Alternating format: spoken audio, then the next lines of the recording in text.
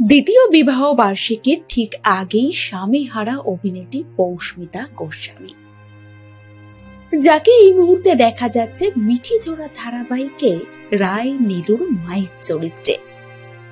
পর্দায় কিছুদিন আগেই স্বামীকে হারান নন্দিনী।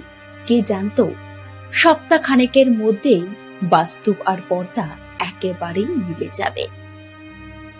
এই যেন এক দুঃস্বপ্নের রাত্রি, যা কেউই মেনে নিতে পারছেন না, ভাবতেও পারেননি এমনটা হতে পারে। তবুও নিজের সিদ্ধান্তে অবিচল পৌষ্মিতা। কি জানালেন সদ্য স্বামীহারা এই অভিনেত্রী?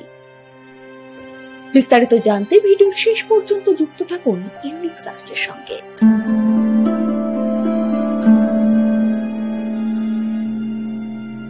একাধিক বাংলা ধারাবাহিকে দেখা গিয়েছে অভিনেত্রী পৌষ্মিতা গোস্বামীকে।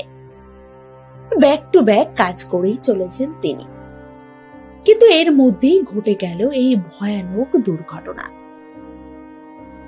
মাত্র 2 বছর আগেই শুরু করেছিলেন জীবনটাকে নতুন ভাবে। গত বুধবার 10ই জানুয়ারি রাতে অকালেই চলে গিয়েছেন পৌষ্মিতার স্বামী অর্ণব রায়। টলিপাড়ার অতি পরিচিত মুখ ছিলেন অর্ণব। অর্ণব একটি প্রযোজনা সংস্থার গুরুত্বপূর্ণ পদে কর্মরত ছিলেন। মাত্র 40 বছর বয়সে হৃদরোগে সব শেষ হল। টলিপাড়ার অন্যতম জনপ্রিয় ইপি ছিলেন অর্ণব। তার হাত ধরেই উঠে এসেছেন আজকের বহু নামী তারকা।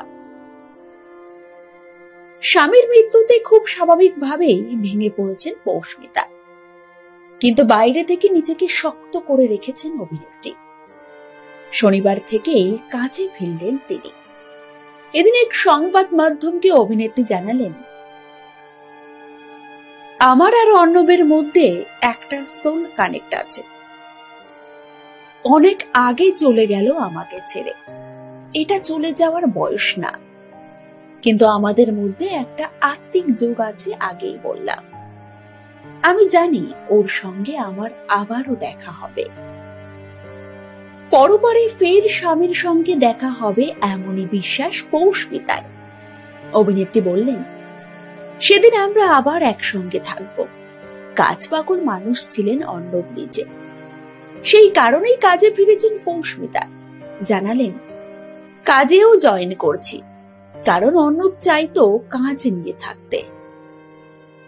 আমাদের একটা প্রযোজনা সংস্থা ছিল, সেই কাজটা আমাকেই করতে হবে একাই, না হলে পরপারে গিয়ে বকুনি খাব।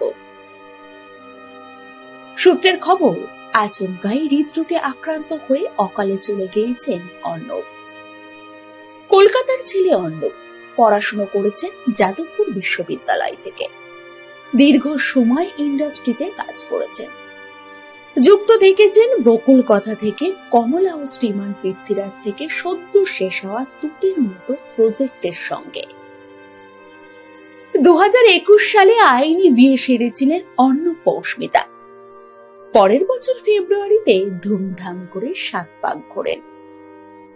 জানা যায়, সাজের বাতি ধারাবাহিকের সুবাদেই আলাপ হয় দুজনে।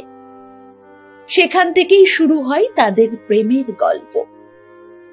ভালোবেসে পরস্পরের হাত ধরেছিলেন তারা, কিন্তু দীর্ঘ হলো না সেই পথ চলা। পরবর্তী আপডেট পেতে সাবস্ক্রাইব করুন ইউনিক সার্চ এবং দেখতে থাকুন আমাদের ভিডিও।